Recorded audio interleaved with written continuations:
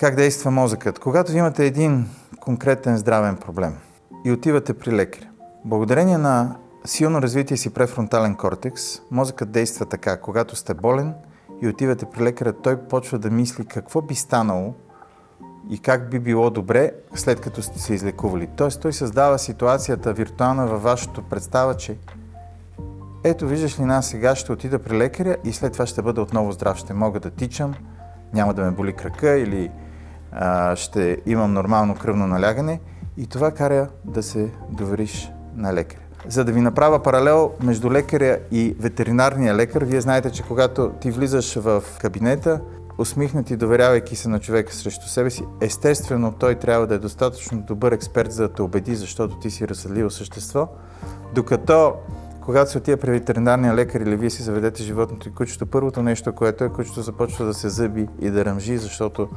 първото нещо това е неговия префронтален кортекс е много по-малко развит.